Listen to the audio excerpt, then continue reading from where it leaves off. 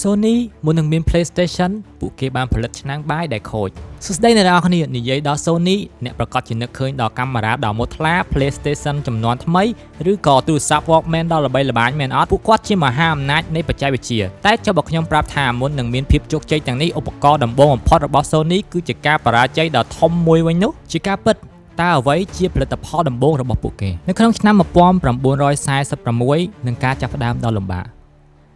រឿងរ៉ាវចាប់ផ្ដើមនៅក្នុងឆ្នាំ1946ក្រោយសង្គ្រាមលោកលើកទី2ក្រុមហ៊ុននេះមិនទាន់មានឈ្មោះ Sony ទេពួកគេដាក់ឈ្មោះខ្លួនឯងថា Tokyo Tokshin Kongyo ដែលមានអក្សរកាត់ថា TTK ដែលជាក្រុមហ៊ុនជប៉ុនតូចមួយដែលកំពុងព្យាយាមរស់ក្នុងភាពខ្វះខាតទាំងស្រុងក្រុមហ៊ុននេះបានបង្កើតដោយស្ថាបនិក2នាក់គឺ Masaru Abuka និង Aikiro Morita នៅក្នុងបរិយាកាសនោះពួកគេត្រូវផលិតអ្វីដែលមនុស្សត្រូវការបំផុតតែវាមិនមែនជាទូរទស្សន៍ទេគឺជាអាហារឧបករណ៍ដំបូងដែលពួកគេផលិតគឺជាឆ្នាំងដាំបាយអគ្គិសនីការបរាជ័យដែលគួរឲ្យអស់សំណើចមើលទៅវារៀងដូចចម្លែកបន្តិចមែនទេឆ្នាំងនោះត្រូវបានផ្គុំឡើងដោយប្រើធុងឈើនិងកំណាត់អាលុយមីញ៉ូមសម្រាប់កម្ដៅដោយចរន្តអគ្គិសនីគំនិតនេះល្អតែប្រតិបត្តិការវិញ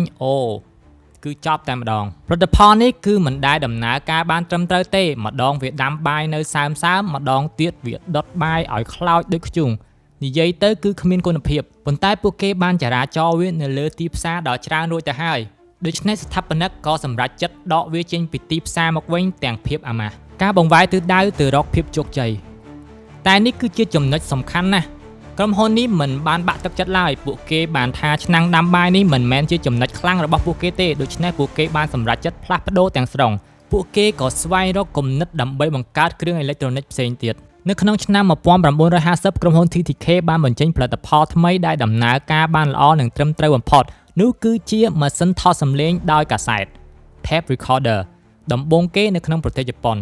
ការងារមកផ្ដោតលើវិស័យដ៏ស្មុគស្មាញនេះបានកំណត់ជោគវាសនារបស់ពួកគេ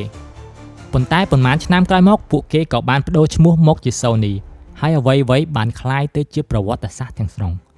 ការបរាជ័យដែលគួរឲ្យអស់សំណើចជាមួយនឹងឆ្នាំងបាយនោះបានបង្រៀនពួកគេនៅមេរៀនដ៏សំខាន់មួយ